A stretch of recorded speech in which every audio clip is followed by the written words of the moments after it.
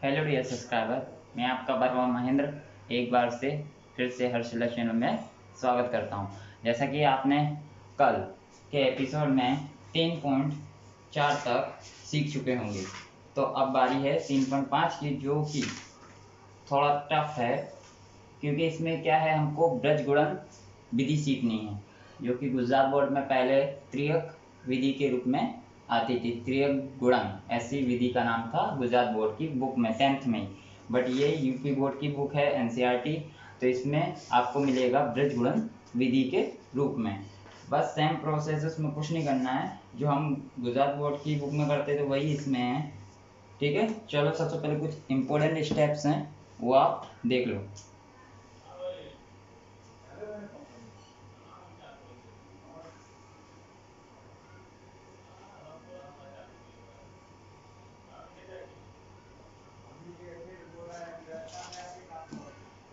सबसे पहले आपको फाइंड आउट करना होगा कि a1 upon a2 equal to not equal to b1 upon b2। तो हमें अद्वितीय हल प्राप्त होता है। अगर हमको ऐसा समीकरण मिल जाए तो हमें समझ जाना चाहिए कि इसके आगे हमको सवाल करना है। Next, a1 upon a2 b1 upon b2 c1 upon c2 है, तो युग्म के अपरिमित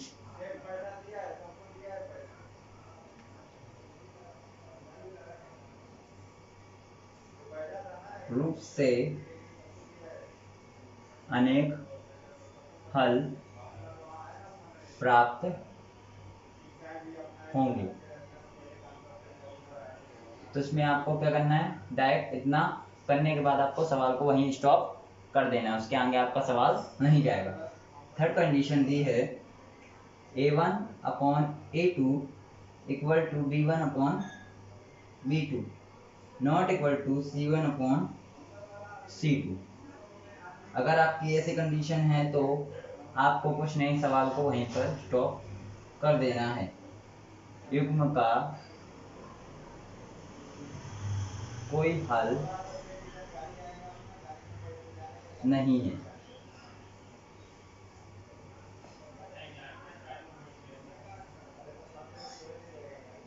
ठीक है, ये 3 कंडीशन है।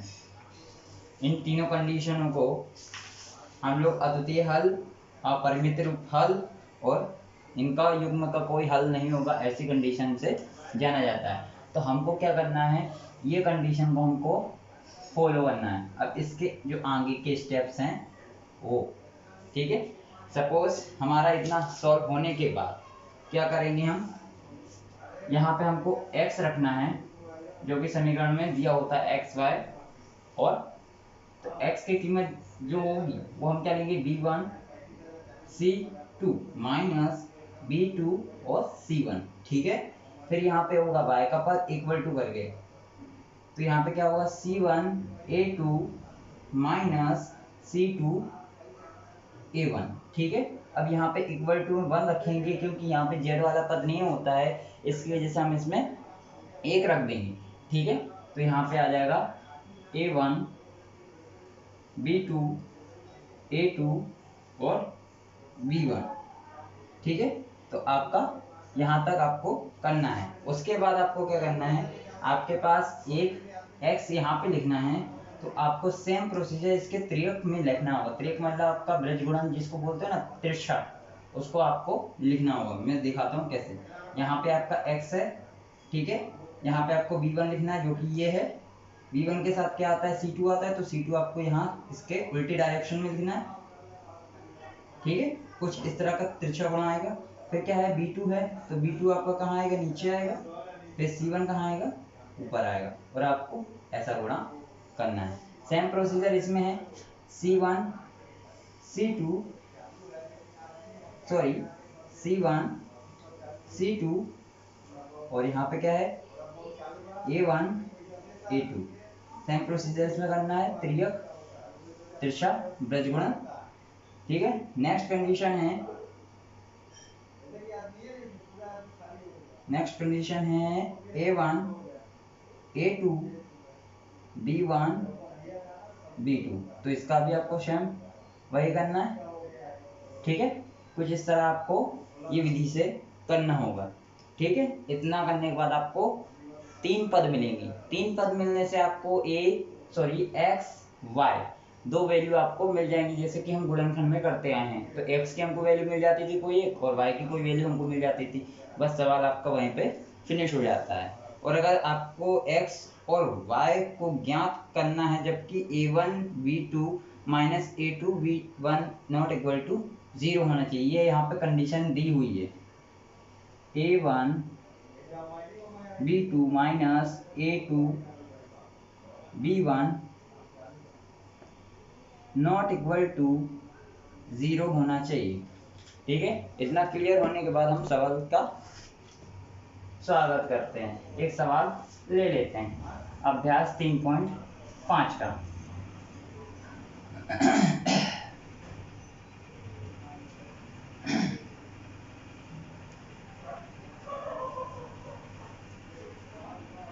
जैसे कि मैं पहले ही सवाल ले लेता हूँ 3.5 का।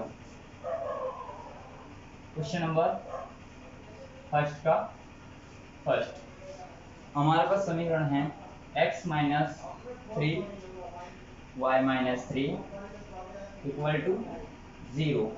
दूसरा इसका समीकरण है 3x minus 9y minus 2 equal to 0। तो हमारे पास क्या है, यहाँ पे 2 कंडीशन आएंगी, a1 अपन a2 वाली, क्योंकि ये रेखीय समीकरण है जो कि हम पहले सीख चुके हैं। तो यहाँ पे क्या आएगा, ठीक है, ये हमारे पास समीकरण दिया हुआ है। तो सबसे पहले इसमें से हम a1 upon a2 find out करेंगे। a1 अपन a2 तो कितना आएगा 1/3। अब क्या आएगा b1 अपन b2 कितना आएगा -3 अपन में -9, तो 3 कट गया, कितना होगा 1/3, क्योंकि ये भी माइनस माइनस क्या हो जाएगा प्लस। नेक्स्ट क्या है c1 अपन c2, c1 कितना है -3 और c2 कितना है -2, तो माइनस माइनस क्या हो जाएगा प्लस हो जाएगा, तो 3/2। ठीक है, तो यहाँ पे कंडीशन आपकी क्या आती है, a1 बराबर है a2 बराबर है प्लस b1 बराबर है प्लस c1 बराबर नहीं है। तो इसमें कंडीशन कौन सी फॉलो होगी, a1 upon a2 equal to b1 upon b2 not equal to c1 upon c2। इससे हमको क्या पता पड़ता है, जो कि मैंने अभी समीकरण में दिखाया था, अगर a1 upon a2 equal to b1 upon b2 equal to c1 upon c2 ना हो तो इसका युग्म का हल नहीं है, कोई युग्म का हल नहीं है। ठीक है, यहाँ पे आपको पता पड़ जाता है, अगर नॉट इक्वल टू आता है तो आप समझ जाना कि इसका कोई हल नहीं है।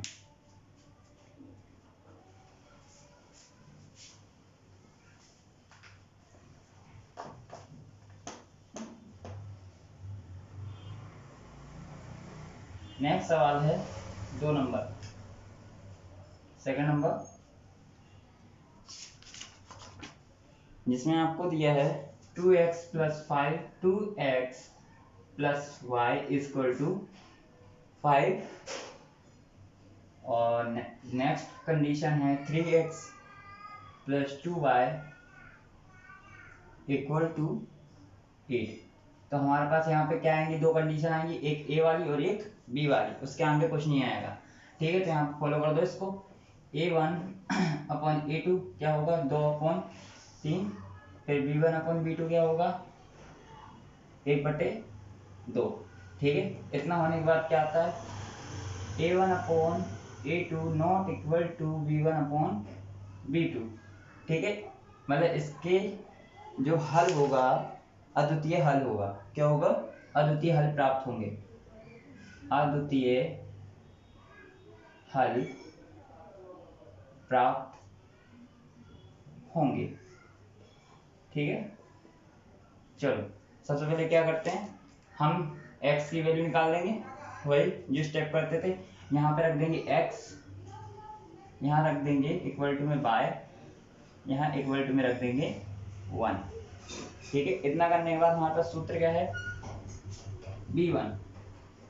b1 c2 minus b2 c1, और यहाँ पे क्या आएगा, c1 a2 minus c2 a2 a1,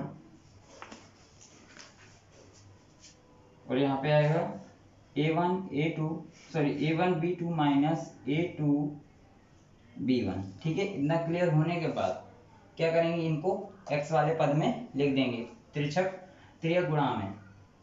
ठीक है, यहाँ पे इतना करने के बाद यहाँ पे b1 आपका क्या आएगा, b1 की वैल्यू हमारे पास क्या है, b1 हमारे पास क्या आएगा, इसमें b1 हमारे पास 1 है, तो यहाँ पे लिख दो 1।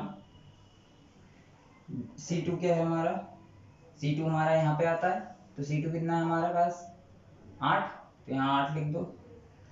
फिर यहाँ पे c1 कितना है हमारे पास 5 है, 5 लिख दो। और यहाँ पे b2 कितना है 2, तो यहाँ 2 लिख दो, हो गया। और यहाँ पे सिंबल लगा देना इसके। अब यहाँ किसकी बारी, y वाले की, तो यहाँ पे क्या आएगा c1 और c2 हमारे पास है। अब हमको क्या करना है, यहाँ पे त्रिछक गुणा लगा देना है, और यहाँ पे कीमत रख देनी है किसकी, c2 a1 की। c2 हमारे पास क्या है, c2 हमारे पास यहाँ रखा हुआ है ये। अब हमको चाहिए क्या है, a1 और a2 चाहिए। a1 हमारे पास क्या है 2 है, यहाँ 2 रख दिया, और a2 क्या है 3 है, ये रख दिया। अब यहाँ पे कितना है b1 और b1 हमारे पास क्या है 1 है, और b2 क्या है ये। ठीक है, इतना 3 कंडीशन हमारे पास है।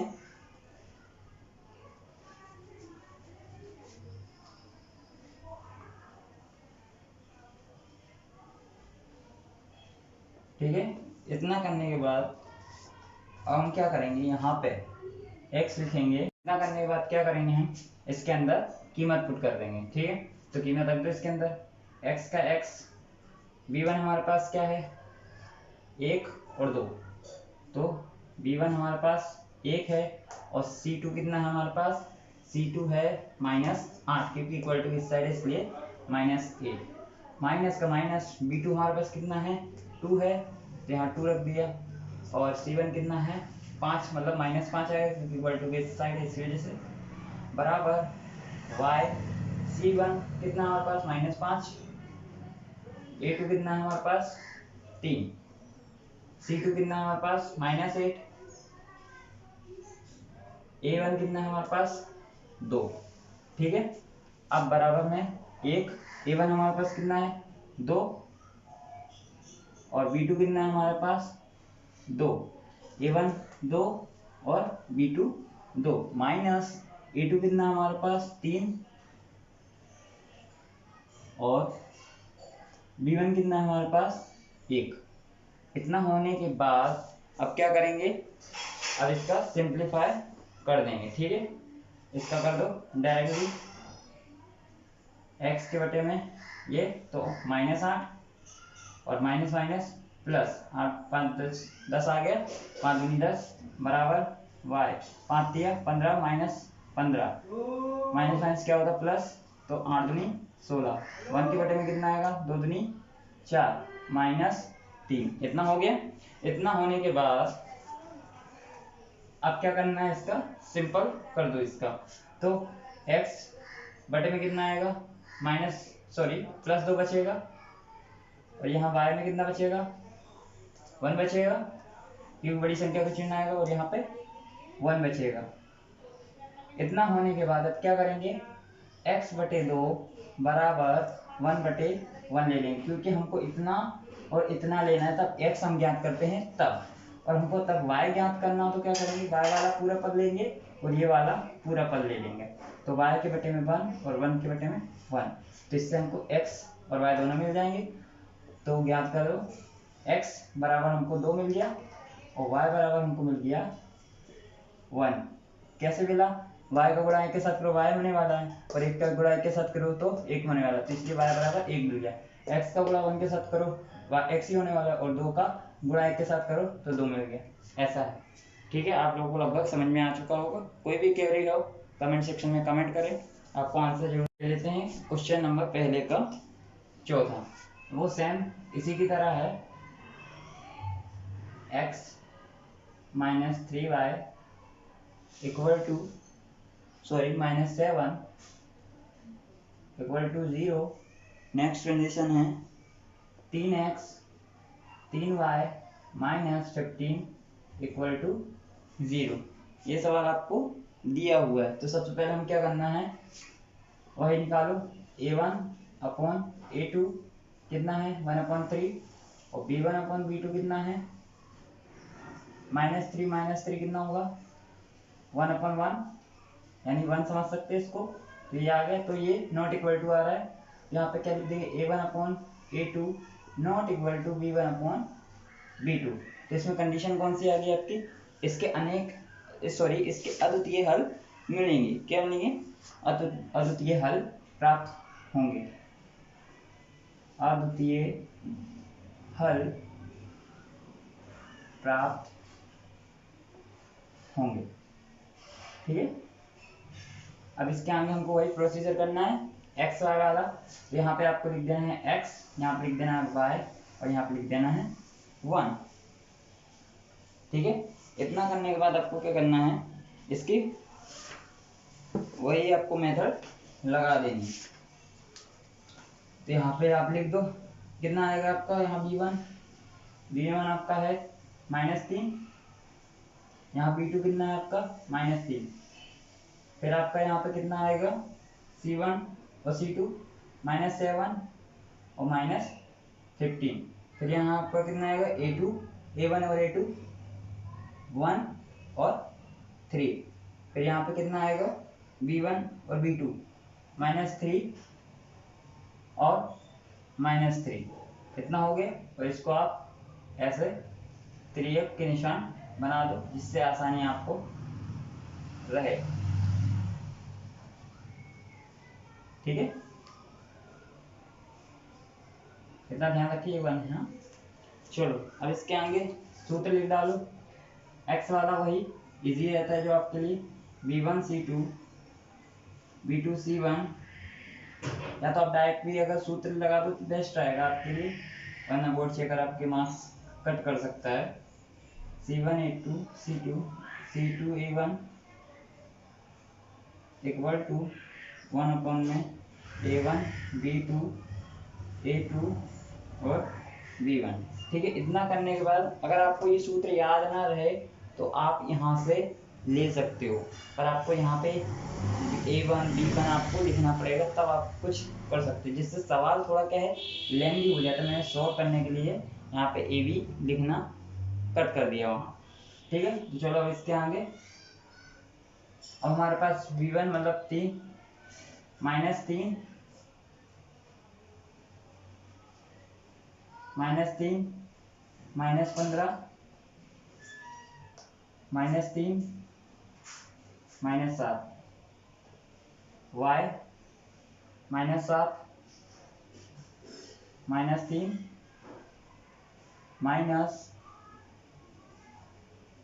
-15 और 1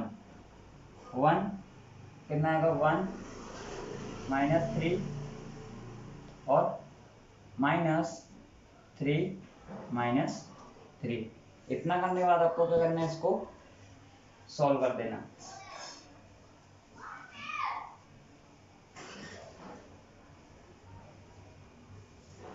सॉल्व करो इसको, इतना करने के बाद क्या आपको करना है, वही तो इसका कर दो, 15 45 प्लस का 45, क्योंकि माइनस माइनस प्लस, और यहाँ माइनस, ये 7 21 और ये माइनस, और ये आपका ये माइनस माइनस प्लस हो जाएगा और ये माइनस माइनस होगा आपका, तो 21। y बराबर 7 21 माइनस का यहाँ माइनस माइनस प्लस 15, यहाँ पे 1 माइनस 3 और यहाँ पे प्लस 9। तो बस x के बटे में कितना आएगा 24, y के बटे में कितना आएगा -7, सॉरी -6 और 1 के बटे में कितना आएगा 6। तो x बटे 24 1/6। अब y के लिए करेंगे तो y अपॉन -6 1/6। ठीक है, इतना करने के बाद आपको इसका गुणा कर देना है, किसके साथ, x का 6 के साथ, तो 6x। तो डायरेक्ट इसको आप भाग कर सकते हो 24 के बटे में 6। तो x बराबर कितना मिल जाएगा, 6 चौको 24, x बराबर हमको मिल गया 4 और y अपॉन 6 मतलब y बराबर कितना 6y। तो इसका -6 के साथ भाग दे दो तो y बराबर कितना मिल गया -1। ये आपका आंसर।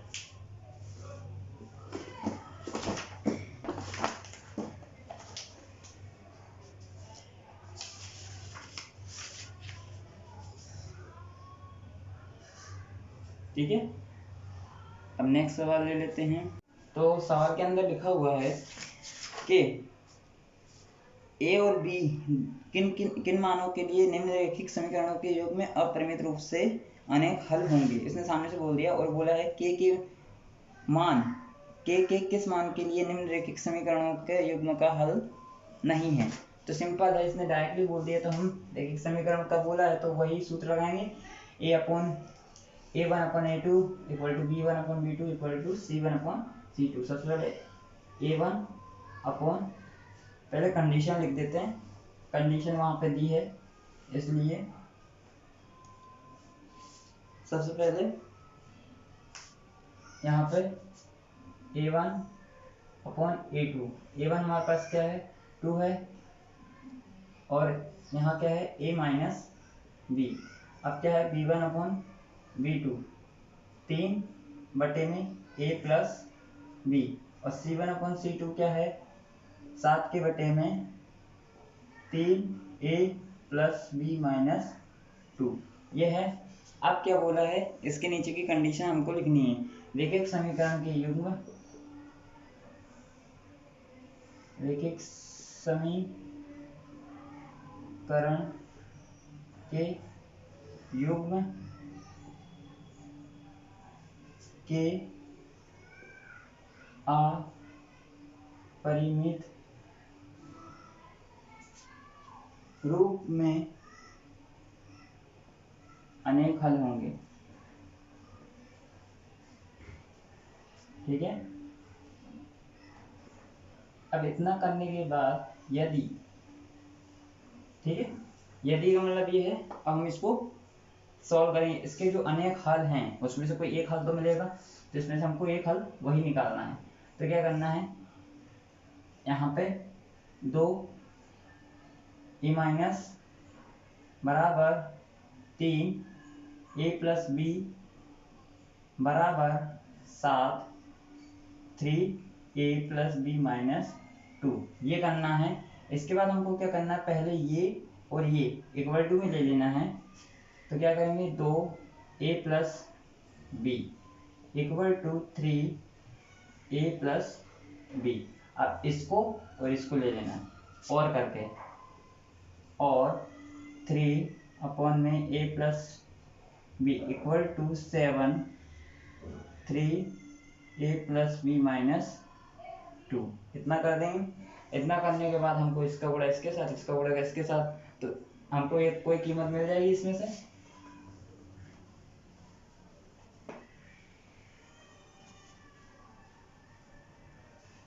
चलो इसको हल करते हैं।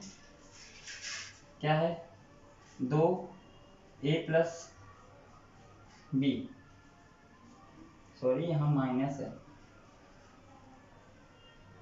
ठीक है, ये खास तौर से ध्यान रखिए, बाय चांस कुछ मिस्टेक हो सकती है। A minus b equal to 3a minus b. अभी हम खाली इसको ही सॉल्व करते हैं, ठीक है। अब क्या है, 2a 2b equal to 3a 3b।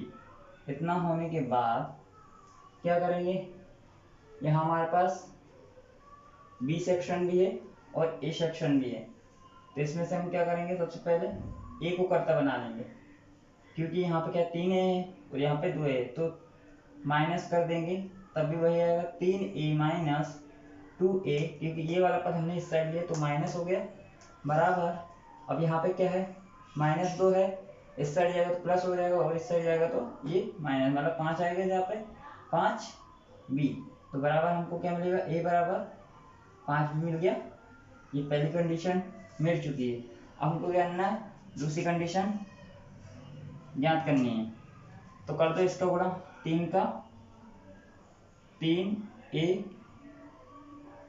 b -2 और 7 का a प्लस b के साथ, तो कर दो यहाँ 9a 3b 3 दूनी 6 7a 7b, ठीक है। इतना करने के बाद 9 से 9a माइनस 7a, ठीक है, और plus 3b minus 7b minus 6, तो क्या आएगा 2a और माइनस कितना आएगा 4b माइनस 6 इक्वल टू 0। तो इसको हम क्या करना है, इक्वल टू नहीं करेंगे, यहाँ पे 2a रख देंगे और यहाँ पे 4b प्लस 6। इतना करने के बाद अब हम क्या करेंगे, यहाँ पे हमें a की कीमत ढूंढनी है और यहाँ पे b की कीमत ढूंढनी है, तो हमारे पास a इक्वल टू 5b है, तो इसके अंदर कीमत रख दो।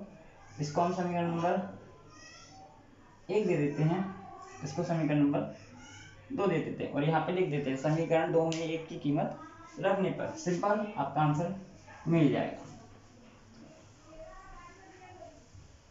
तो रख दो यहाँ पे समीकरण 2 में समीकरण 1 की कीमत रखने पर, ठीक है। तो क्या है 2a 4b प्लस 6, तो a की कीमत कितनी है 5b बराबर 4b की b का b और 6 का 6, तो 5 दूनी 10b और 4b प्लस 6, तो इस साइड ले लो 10b minus 10b minus 4b equal to 6, तो कितना बचे 6 बचा, 6b इक्वल टू 6, तो b बराबर हमारे पास कितना मिलेगा 1 मिल जाएगा। इतना करने के बाद जो हमको b मिला है उसको समीकरण 1 में रख देना है। समीकरण 1 में b बराबर 1 रखने पर तो कितना है, a बराबर 5b है, तो a बराबर 5 गुणा 1, तो a बराबर हमको मिल गया 5, ठीक है। तो हमारा समीकरण का हल मिल गया, a बराबर 5 होगा और b बराबर 1 होगा, ठीक है।